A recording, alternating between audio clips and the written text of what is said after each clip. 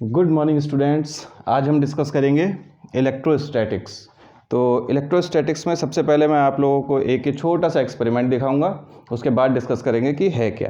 Basically ये मैंने गुब्बारे अपने हाथ में लिए हुए हैं और इसे मैं अपने बालों पर रब कर रहा हूँ।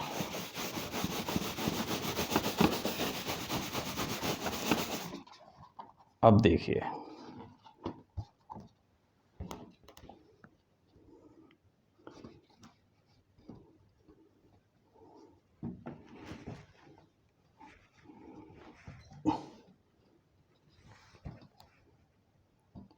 अब एक और एक्सपेरिमेंट मैं आपको दिखाता हूँ।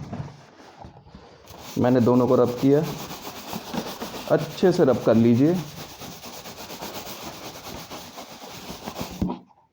अब देखिए,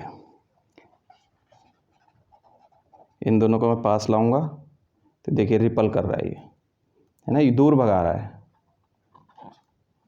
मैं इसे कितना भी कोशिश करूँ पास ले जाने की, ये दूर जा रहा है ना। देखिए,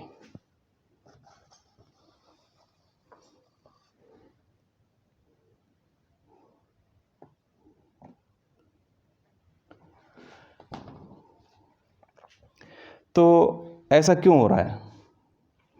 तो इसी के पीछे का जो हमें फिजिक्स है वो इस टॉपिक से समझने में मिलेगी। तो चलिए हम अपने टॉपिक को आगे बढ़ाते हैं। तो क्या है हमारा टॉपिक? इसको मैं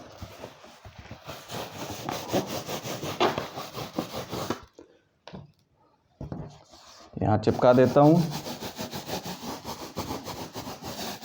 ऐसा नहीं कि मैंने बोर्ड में कुछ लगाया, दीवार पे लगा दीजिए, दीवार पे भी चिपक जाएगा। मेरे ख्याल से दीवार दिखाई नहीं दे रही होगी, लेकिन हो जाएगा। तो इलेक्ट्रोस्टैटिक्स बेसिकली इसका मतलब क्या है? इसका मतलब है इलेक्ट्रो, मतलब ये इलेक्ट्रिक चार्ज से मतलब है। ओके, स्टैटिक मतलब रुका हुआ, इलेक्ट्रिक चार्ज मतलब चार्ज जब रुका हुआ है उसको हम इस यूनिट में स्टडी करते हैं। तो इलेक्ट्रिक चार्ज अगर स्टेशनरी स्टेज में है तो उसे हम कहेंगे इलेक्ट्रोस्टैटिक्स। ओके, अब इलेक्ट्रोस्टैटिक की शुरुआत कब से हुई तो उसे समझते हैं कि इलेक्ट्रोस्टैटिक लगभग 2500 साल पहले एक ग्रीक फिलोसोफर हुए थे, थेल्स। तो उन्होंने सबसे पहले एक छोटा सा एग्जाम्पल करके दिखाया था। उन्होंने क्या किया, अंबर एक गोंद समझ लीजिए जो पेड़ों से निकलता था, है ना, तो रेसिन टाइप का। तो गोंद को उन्होंने कैट्स फर, बिल्ली की खाल पे रगड़ा या फिर वूल, ऊन पर रगड़ा। तो और छोटे छोटे जो भूसे के टुकड़े होते हैं, स्ट्रॉ, उन्हें अट्रैक्ट किया। ये एक्सपेरिमेंट आप लोगों ने भी अपने क्लासरूम में किया होगा। आप क्या करते हैं, जब कॉम्ब करते हैं, कंघा करते हैं, और उसके बाद पेपर के छोटे छोटे आप टुकड़े रख लेते हैं और फिर उनसे क्या नाम, अट्रैक्शन देखते हैं, है ना, उसे कहते हैं dancing paper with the help of the comb. तो वो चीज़ भी आप करते हैं। तो ये थेल्स ने 2500 साल पहले ये एक्सपेरिमेंट करके लोगों को दिखाया करते थे।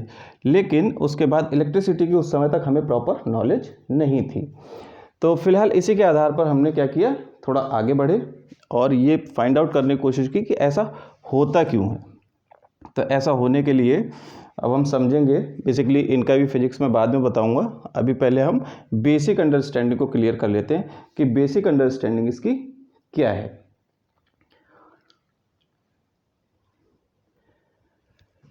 अब चार्ज की बात कर रहे हैं तो चार्ज को समझना पड़ेगा कि चार्ज होता कितना तरीके का है ना। तो चलिए चार्ज को समझते हैं। चार्ज बेसिकली हमारा दो तरीके का होता है, एक होता है पॉजिटिव और एक होता है नेगेटिव। ओके, तो कन्वेंशनली हमने क्या किया कि ग्लास की रॉड और सिल्क का एग्जाम्पल लेके चले। तो चलिए ग्लास की रॉड लेते हैं, ये हमारी ग्लास की रॉड हो गई और ये हमने सिल्क ले लिया। ओके, ये सिल्क का हमारा एक कोई सिल्क है।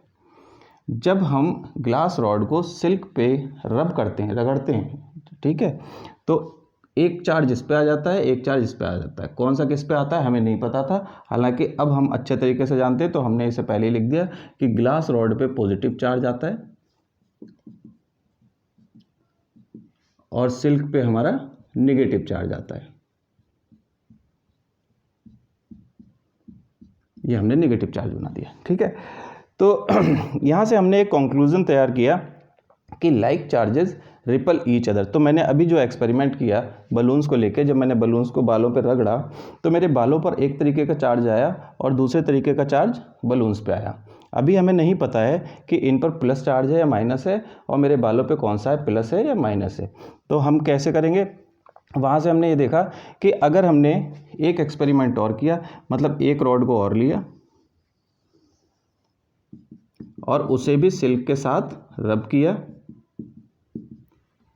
ये एक और सिल्क ले लेते हैं, ये सिल्क है, इस पर नेगेटिव चार्ज आ गया है ना।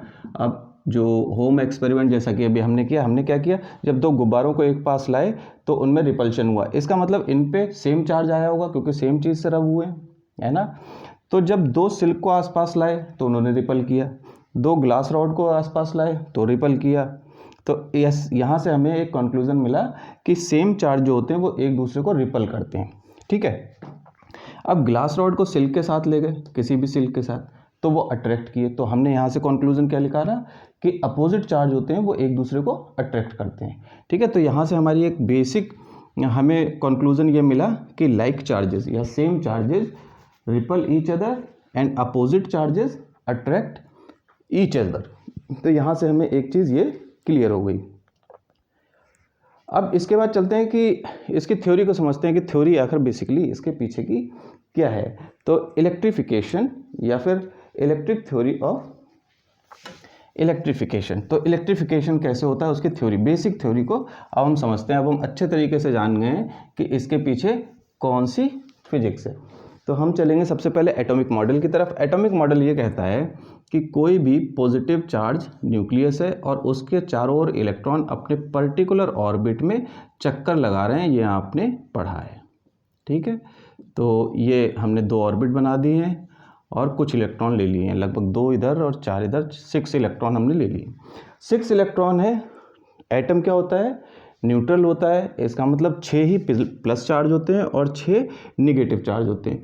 एज अ होल ये टोटल क्या होगा, न्यूट्रल होगा, क्योंकि जितना इसमें प्लस चार्ज है उतना ही निगेटिव चार्ज है। तो इसमें चार्ज आता कहाँ से है, तो जब हम किसी भी मटेरियल को रब करते हैं किसी दूसरे मटेरियल से, ऐसा ज़रूरी नहीं है कि हर मटेरियल के साथ हो, लेकिन जैसे यहाँ रबर और बालों के साथ हो रहा है, तो क्या है, कुछ इलेक्ट्रॉन दूसरी तरफ चले जाते हैं, है ना। तो यहाँ पर इलेक्ट्रॉन की डेफिशिएंसी हो जाती है। जैसे मान लीजिए यहाँ 6 प्रोटॉन है, मतलब पॉजिटिव चार्ज है, और 6 इलेक्ट्रॉन है, मतलब निगेटिव चार्ज है। तो दोनों का सम देखेंगे तो ये 0 आ रहा है, ठीक है। ये प्लस ये माइनस तो न्यूट्रल कर दिया। लेकिन अगर हमने रब किया तो 2 इलेक्ट्रॉन माइनस 2 इलेक्ट्रॉन, यहाँ से 2 इलेक्ट्रॉन मान लीजिए दूर चले गए, दूसरी वाली चार्ज बॉडी पे चले गए, है ना। तो यहाँ पर कितने, अब न्यू सिचुएशन क्या बनी, 6 प्रोटॉन और 4 इलेक्ट्रॉन। तो यहाँ पर 2 का पॉजिटिव चार्ज आ जाएगा, यहाँ 2 इलेक्ट्रॉन क्या हो गए, कम हो गए, जिसकी वजह से ये जो 2 एक्स्ट्रा पॉजिटिव चार्ज है ये इफेक्टिव हो जाएंगे, क्योंकि अब इलेक्ट्रॉन क्या हो गए, कम हो गए, और प्रोटॉन कितने, उतने के उतने ही। ये 2 इलेक्ट्रॉन किसी दूसरी बॉडी में गए, मान लीजिए गुब्बारे में चले गए, तो वहाँ क्या होगा, वहाँ निगेटिव चार्ज आ जाएगा 2 इलेक्ट्रॉन के बराबर। ओके, तो इलेक्ट्रिफिकेशन के लिए केवल और केवल न्यूट्रॉन ही जिम्मेदार है। न्यूट्रॉन से ही इलेक्ट्रिफिकेशन होगा। प्रोटॉन न्यूक्लियस में बहुत मजबूती के साथ बैठा रहता है और वो कहीं भी नहीं जाता है। एंड प्रोटॉन क्या है, वो रेस्पॉन्सिबल नहीं है इलेक्ट्रिसिटी के लिए। इलेक्ट्रिसिटी के लिए कौन रेस्पॉन्सिबल है, केवल और केवल इलेक्ट्रॉन। ओके, इलेक्ट्रॉन ही जाएगा और इलेक्ट्रॉन ही आएगा, न्यूट्रॉन अपने न्यूक्लियस में बैठा रहेगा। तो ये हमारी बेसिक अंडरस्टैंडिंग थी एटॉमिक मॉडल को लेके।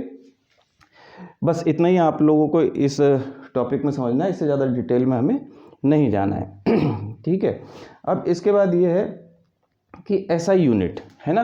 तो एसआई यूनिट क्या होती है, अब हम इसके बेसिक प्रॉपर्टीज़ को एक एक करके समझते चलेंगे और ये याद करते रहेंगे। ओके, तो SI unit of the electric charge, SI unit. SI unit क्या होती है, अगर हम 1 कूलम चार्ज को डिफाइन करना चाहते हैं तो उसके लिए हमारे लिखना होगा 1 एम्पियर सेकेंड। कहने का मतलब यह है कि 1 एम्पियर करंट 1 सेकंड तक अगर फ्लो होता है किसी भी कंडक्टर वायर में तो कितना चार्ज ट्रांसफ़र होगा, 1 कूलम। ओके, तो इस तरीके से डेफिनेशन बनती है और फॉर्मूला जो है वो कैसे बनता है, Q = I T, जहाँ पर Q चार्ज है, I करंट है और T टाइम है, और इसकी यूनिट क्या होगी, एम्पियर सेकंड, या फिर एम्पियर सेकंड को हम कूलम भी कहते हैं। इसे कैपिटल C से हम रिप्रेजेंट करते हैं। ओके, तो Q = I T, ये फॉर्मूला आप लोग याद करेंगे, इसे याद करना पड़ेगा आप लोगों को। बहुत ही छोटा सा फॉर्मूला है लेकिन बहुत ही काम का है। ओके, तो ऐसा यूनिट हो गई। इसके बाद जो है हम चलते हैं आगे, उसके बाद हम समझेंगे quantization of charge. Okay, quantization किसे कहते हैं, क्वांटाइजेशन ऑफ चार्ज। क्वांटाइजेशन का मतलब ये है कि जो इलेक्ट्रॉन है वो पूरा होगा, आधा इलेक्ट्रॉन पॉसिबल नहीं है। हालांकि ब्रेक हो चुका है लेकिन वो हायर फिजिक्स में, अभी के लिए ये है कि हम ये मान के चलेंगे इलेक्ट्रॉन को ब्रेक नहीं कर सकते, है ना। तो इलेक्ट्रॉन पूरा का पूरा होगा, मतलब किसी बॉडी पे अगर चार्ज होगा, मान लीजिए इस पर जो गया चार्ज गया, तो वो इस पर इलेक्ट्रॉन के बराबर चार्ज जाएगा। तो यहाँ पर या तो 1 इलेक्ट्रॉन के बराबर चार्ज जाएगा, या 2 इलेक्ट्रॉन के बराबर जाएगा, या 3 इलेक्ट्रॉन। ऐसा नहीं है कि इलेक्ट्रॉन टूट के जाएगा कि आधा इलेक्ट्रॉन उधर चला गया, आधा इलेक्ट्रॉन मेरे बालों में रह गया। ठीक है, इलेक्ट्रॉन पूरा ही जाएगा, वो ब्रेक नहीं होगा। और 1 इलेक्ट्रॉन पे जो चार्ज होता है वो कितना होता है, यहाँ आप लोग ये भी याद करेंगे। इलेक्ट्रॉन पे जो चार्ज होता है Q, E से मैं रिप्रेजेंट कर देता हूँ चार्ज ऑफ द इलेक्ट्रॉन, वो निगेटिव का 1.6 × 10⁻⁻19 कूलम, इतना चार्ज 1 इलेक्ट्रॉन पे होता है। तो या तो इतना चार्ज होगा किसी भी बॉडी पर, नेगेटिव का या पॉजिटिव का। अगर इलेक्ट्रॉन एक्स्ट्रा है तो नेगेटिव का चार्ज होगा, और अगर इलेक्ट्रॉन की कमी है तो पॉजिटिव का होगा। ठीक है, तो या तो इतना चार्ज होगा, या फिर 1 इलेक्ट्रॉन के बराबर, या फिर 2 इलेक्ट्रॉन के बराबर होगा। Q2E लिख दे रहा हूँ। ओके, तो -3.2 × 10⁻⁻19, इसका हमने डबल कर दिया। ओके, तो 2 इलेक्ट्रॉन के बराबर होगा, या फिर 3 इलेक्ट्रॉन के बराबर होगा,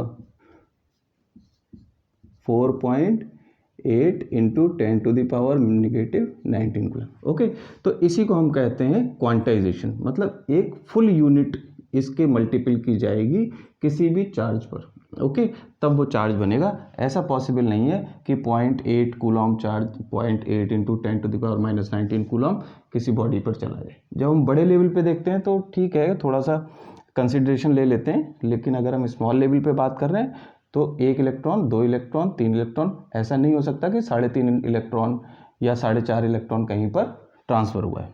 ओके, तो इसके लिए हम सिंपली सी मैथमेटिक्स लगाते हैं। Q, किसी भी बॉडी पर जो चार्ज गया है वो number of electrons multiply number of, मतलब इलेक्ट्रॉन का चार्ज। ओके, तो Q = Ne, Q charge of the body, N is the number of electron, E is the charge of the electron. ये formula भी आप लोग क्या करेंगे, याद करेंगे। अब इसके बाद आता है हमारा, इसमें एक क्वेश्चन काफ़ी पूछा जाता है और वो क्वेश्चन हम डिस्कस कर लेते हैं कि मान लीजिए किसी बॉडी पर 1 कूलम चार्ज है। ओके, मैं इसे रब कर रहा हूँ। किसी बॉडी पर 1 कूलम चार्ज है, तो उस पर इलेक्ट्रॉन की संख्या बताइए, है ना। ये NCERT में भी गिवन है और कंपटीशन में भी पूछ लेते हैं, CBSE बोर्ड में तो बहुत ही पूछा गया है ये क्वेश्चन। तो कहने का मतलब 1 कूलम चार्ज है किसी भी बॉडी पर, तो हमें नंबर ऑफ इलेक्ट्रॉन पता करने हैं, मतलब n पता करना है। फॉर्मूला हमारा क्या है, Q = Ne, तो n = क्या हो जाएगा, Q/E। Q की वैल्यू कितनी है, 1 कूलम, और E की वैल्यू कितनी है, 1.6 × 10⁻⁻19 कूलम। ओके, कूलम से कूलम कैंसिल आउट हो जाएगा, कितना बचेगा, 1/, इसे सिंपल कर लेते हैं तो हमारे लिए अच्छा होगा। तो कूलम से कूलम कैंसिल आउट हो जाएगा। ठीक है, मतलब ये यूनिट लेस क्वांटिटी होगी क्योंकि ये केवल नंबर है। ओके, तो नंबर, इसे आप डिवाइड करेंगे तो ये आपका आ जाएगा 6.25 × 10⁻18। तो ये क्या है, नंबर है कि इतने नंबर ऑफ इलेक्ट्रॉन्स होंगे वो 1 कूलम चार्ज में होंगे। तो ये हमारा क्वांटाइजेशन है, इसी को हम क्वांटाइजेशन बोलते हैं। ओके, नेक्स्ट है हमारा कंजर्वेशन ऑफ चार्ज। मैं क्वांटाइजेशन को ही रफ कर रहा हूँ केवल, क्योंकि ऑफ चार्ज मुझे दोबारा लिखना है। Conservation of charge. बहुत ठंड है इस समय। Conservation of charge, conservation of charge क्या कहता है? मैं इसमें आपको दो डेफिनेशन लिखाता हूँ, आप दोनों नोट कर लीजिएगा। पहली है, charge can neither be created nor be destroyed. Charge को ना तो पैदा किया जा सकता है, ना ही उसे ख़त्म किया जा सकता है। पहली आप ये डेफिनेशन याद करेंगे। दूसरी है, the total amount of charge on a body is always constant. Okay, body नहीं कहना चाहिए, isolated system. Okay, total amount of charge of an isolated system is remains always constant, वो हमेशा नियतांक रहेगा। आइसोलेटेड सिस्टम का क्या मतलब है? आइसोलेटेड सिस्टम का मतलब है कि उसका बाहरी दुनिया से कोई भी लेना देना नहीं है, मतलब अर्थिंग नहीं हो रही है। ओके, तो आइसोलेटेड सिस्टम है तो कोई प्रॉब्लम नहीं होती। आपने कई बार देखा होगा, इलेक्ट्रीशियन आपके घरों में आते हैं और वो के ऐसे ही हाथों से, सिंपल हाथों से, बगैर किसी सेफ्टी के तारों को पकड़ लेते हैं, है ना, तो उन्हें करंट नहीं लगता। बेसिकली करंट क्यों नहीं लगता है? क्योंकि उन्होंने अपने आप को आइसोलेट किया हुआ है, क्योंकि उन्होंने चप्पल जो पहनी है या शूज़ जो पहने हैं वो इंसुलेटर का काम करते हैं और हमारा अर्थ से वहाँ पर कोई भी कांटेक्ट नहीं होता, तो इसलिए हमें करंट नहीं लगता। तो इस तरीके से आपका कंजर्वेशन ऑफ चार्ज डिफाइन करते हैं। नेक्स्ट है इलेक्ट्रोस्टैटिक इंडक्शन। ये छोटी छोटी यूनिट्स हैं, इन्हें समझ लीजिएगा। इलेक्ट्रोस्टैटिक इंडक्शन, मैं केवल इंडक्शन लिख दे रहा हूँ। इंडक्शन क्या होता है? इंडक्शन होता है इंड्यूस्ड करना। ओके, हम चार्ज को इंड्यूस्ड करते हैं। जैसे मैंने इस पे जो है बलून्स पे चार्ज इंड्यूस्ड कर दिया, तो इंड्यूस्ड कैसे किया? रब करके। तो अब हम देखते हैं रब करके। इसमें तो हम क्या होगा, कांटेक्ट में लेके आए थे, हमने बालों में कांटेक्ट में लेके आए थे, रब किया था तो इलेक्ट्रिफिकेशन हुआ था। लेकिन इंडक्शन में क्या है, हम कांटेक्ट में नहीं लाते, दूर से ही करेंगे। कैसे? हमने एक आइसोलेटेड बॉडी बनाई, ये क्या है, कंडक्टर है, और ये इंसुलेटर है, ये इंसुलेटर है, और ये हमारा कंडक्टर है। अब मान लीजिए मुझे इसे निगेटिव चार्ज बनाना है। ओके, निगेटिव चार्ज इस पर लाना है, तो मैं क्या करूँगा, पॉजिटिव चार्ज की रॉड, जैसे अभी हमने ग्लास रॉड देखा था, उस पर पॉजिटिव चार्ज आता है, तो पॉजिटिव चार्ज हम ले आए और इसके पास में ले आए। तो इस बॉडी में जितने प्रोटॉन होंगे उतने ही इलेक्ट्रॉन होंगे, मतलब ये इस समय न्यूट्रल है।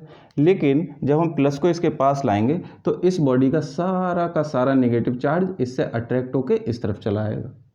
अब जब ये इलेक्ट्रॉन इस तरफ आ जाएंगे तो जो इफेक्टिव पॉजिटिव चार्ज है वो दूसरी तरफ चला जाएगा, ये यहाँ पर चला गया। इस तरीके से आपने दोनों तरफ इंड्यूस कर दिया, लेकिन अभी भी इस पर दोनों चार्ज हैं। हम चाहते हैं ये प्लस चार्ज यहाँ से हट जाए और केवल इलेक्ट्रॉन, मतलब नेगेटिव चार्ज ही बचे। तो हम क्या करेंगे, इसी पोजीशन में जब ये है, मैं एक डायग्राम और बना दे रहा हूँ। ओके, हमने यहाँ अर्थिंग दे दी, इसे क्या किया, अर्थिंग, ज़मीन से इसे टच कर दिया। यहाँ पर नेगेटिव चार्ज है और ग्लास रॉड भी हमारी यहाँ पर ही है। हमने टच नहीं की है ग्लास रॉड, केवल अट्रैक्शन के थ्रू इलेक्ट्रॉन्स को या नेगेटिव चार्ज को होल्ड कर रखा है। तो यहाँ का जितना भी पॉजिटिव चार्ज था वो अर्थ में चला गया। ओके, मैंने आपको क्या कहा था कि electrons are only responsible for the electricity. तो अगर बेसिक तौर पे देखा जाए तो प्रोटॉन तो कहीं जा ही नहीं सकता, वो तो न्यूक्लियस में। तो बेसिकली यहाँ के इलेक्ट्रॉन कुछ यहाँ पर आकर इसे क्या करेंगे, न्यूट्रलाइज कर देंगे। हालांकि हम इसी तरीके से दिखाते हैं कि पॉजिटिव चार्ज अर्थ में चला गया और वो ख़त्म हो गया। ठीक है, उसके बाद क्या करेंगे, हम ये अर्थिंग को हटाएंगे। पहले हम अर्थिंग हटाएंगे और अर्थिंग को हटा दिया, अर्थिंग को लगाया और फिर अर्थिंग हटा दी, तो यहाँ से सारा चार्ज जो है वो चला गया। अब हम ये रॉड को भी हटा लेंगे। तो रॉड को जब हटाएंगे तो यहाँ पर जो बॉडी है हमारा कंडक्टर, ओके, ये इंसुलेटर और ये कंडक्टर, तो ये जो नेगेटिव चार्ज है वो इक्वली स्प्रेड हो जाएगा पूरी बॉडी पर। ये क्या होगा, इक्वली स्प्रेड हो जाएगा, फैल जाएगा, और ये अब बॉडी हमारी क्या हो गई, निगेटिवली चार्ज हो गई। तो इस तरीके से हम इंडक्शन के थ्रू जो है वो बॉडी पे चार्ज दे सकते हैं, कंडक्टर को या किसी भी बॉडी पे हम ऑब्जेक्ट पर चार्ज दे सकते हैं। तो ये हमारा जो इलेक्ट्रिफिकेशन है किसके थ्रू हुआ, इंडक्शन के थ्रू। ओके, तो चलिए इसे मैं रब कर देता हूँ।